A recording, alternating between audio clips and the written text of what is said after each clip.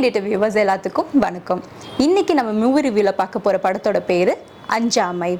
இந்த படம் மெயினாக ஃபோக்கஸ் பண்ணியிருக்கிறது நீட் எக்ஸாமை பற்றி. நம்ம தமிழ்நாட்டில் வந்துட்டு நீட் எக்ஸாம்ங்கிறது வந்து மிகப்பெரிய சர்ச்சையை உருவாக்கி இருக்குது. இந்த சர்ச்சையான விஷயத்த ஒரு படமாக உருவாக்கி இருக்கிறாங்க. எப்போவுமே மூவி இண்டஸ்ட்ரியை பொறுத்தளவுக்கு ஒரு பெஸ்ட்டான கதைகளை சூஸ் பண்ணி நடிக்கிறவர் தான் வித்தாத். அதே போல தான் அவர் நடிச்சிருக்க இந்த படமும் ஒரு பெஸ்ட்டான படமாக வரும்னு எதிர்பார்க்கப்படுகிறது. ஸோ இந்த நீட் எக்ஸாம்ங்கிற கொடுத்த இந்த சப்ஜெக்ட் எடுத்திருக்க படத்தில் வித்தாத் வந்து மெயின் லீடாக பண்ணியிருக்கிறாங்க. இது போக ரஹமான், அப்புறம் வந்து அவரோட வித்தாத்தோட ஒய்ஃபா வந்து வாணி போஜன், அப்புறம் அவரோட மகனா வந்து ரித்திக் மோகன் பண்ணியிருக்கிறாங்க. ஸோ இந்த படத்தில் வந்துட்டு ரித்திக் மோகன்கிறவர் வந்துட்டு ஒரு 10th ஸ்டாண்டர்ட் படிக்கிற ஒரு ஸ்டூடெண்ட். ஸோ அவர் வந்துட்டு ஒரு தன்னோட ஸ்கூலில் வந்துட்டு முதல் மதிப்பு எடுக்கிற மாணவனாக உருவாயிருக்கிறாரு. ஸோ அவரோட லட்சியம் என்னவா இருக்கும்னா மெடிக்கல் பண்ணுறதா இருக்கும். அந்த மெடிக்கல் பண்ணுங்கிறதுக்கு ஒரு ஆசையில் இருக்கிற அந்த மகனோட எண்ணத்தை வந்துட்டு தாய் வந்து பாராட்டுவாங்க. ஆனால் வந்துட்டு அவரோட அப்பாவான வித்தாத் வந்து ஒரு கூத்து கலைஞனா இருப்பாரு.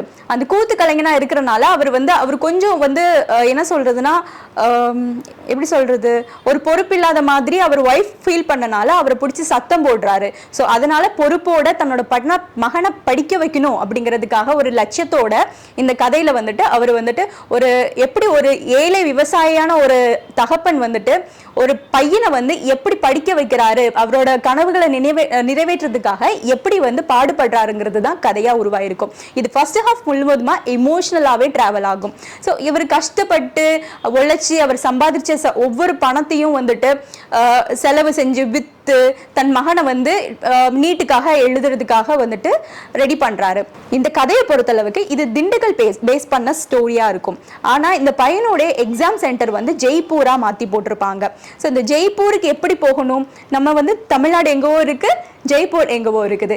இங்க இருந்து அங்க போகணும்னா அதுக்கு எவ்வளவோ செலவு பண்ண வேண்டியது இருக்கும். ஆனா ஒரு வேலை விவசாயியான இந்த வித்தாத் வந்து எப்படி அந்த ஜெய்ப்பூருக்கு கூட்டிட்டு போறதுக்காக தன்னோட மகனுக்காக வந்துட்டு சொத்துக்களை வித்து, ஸோ கடனாளியா இருந்து எல்லாத்தையும் கெஞ்சி அப்புறம் வந்துட்டு ஜெய்ப்பூருக்கு போகிற எல்லா அரேஞ்ச்மெண்ட்ஸும் பண்ணி அங்க கொண்டு போய் சேர்க்கிற நேரத்தில் இவர் உயிர் பிரிஞ்சிடறாரு.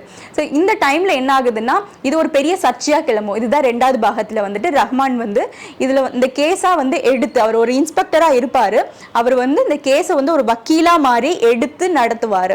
ஸோ இது வந்து இந்த கதைகளத்துல வந்துட்டு நிறைய ட்விஸ்ட் அண்ட் டர்ன்ஸ் இருக்குது. ஸோ இதை வந்துட்டு நல்ல டைரக்டர் வந்து ஆக்சுவலி நல்லா சுப்ராம் சார் வந்து நல்லாவே எடுத்து போயிருக்கிறாரு. இந்த கதை எப்படி அமையிறது அப்படிங்கிறது தான் படத்துல வந்து நிறைய ட்விஸ்ட் அண்ட் டர்ன்ஸோட கொடுத்துருக்குறாங்க. இப்போ இவர் இறந்து போறதுனால, இந்த தகப்பன் இறந்து போறதுனால அது கோபம் அடைஞ்ச அந்த பையன் நீட் எதிராக சென்ட்ரல் கவர்மெண்ட் மேலேயும் நீட் எக்ஸாம் மேலேயும் கேஸ் தொடுக்கிறான் ஹைகோர்ட்ல.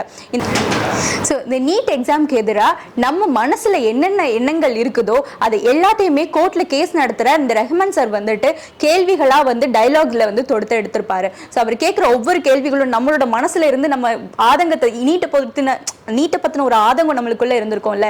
2015 காலகட்டத்தில் நடந்த அந்த அனிதாவோட கேஸ்குரிய கேள்விகளை நம்ம கேட்கணும்னு நினைச்ச கேள்விகள் எல்லாமே வந்துட்டு இந்த படத்துல எல்லாமே கேட்டிருப்பாங்க. ஸோ இது கண்டிப்பா வந்துட்டு உங்க எல்லாருக்குமே பிடிக்கிற ஒரு படமா அமையும் நான் நினைக்கிறேன். இது என்ன, இந்த படம் வந்து இப்போ வர்றதுக்கு முன்னாடி கொஞ்சம் காலகட்டங்களுக்கு முன்னாடியே வந்திருக்கலாமோ அப்படின்னு தோணுது. ஏன்னா மனசுல உள்ள நிறைய விஷயங்கள் வந்துட்டு இந்த படத்தை பார்க்கும்போது கண்ணீராவே வெளியே வருது நமக்கு. இந்த படத்தை இயக்கியிருக்கிறது மிக சிறந்த முறையில் இயக்கியிருக்கிறாங்க. மியூசிக்கும் அருமையாக கொடுத்துருக்குறாங்க, சினிமாட்டோகிராஃபி சூப்பராக கொடுத்துருக்காங்க.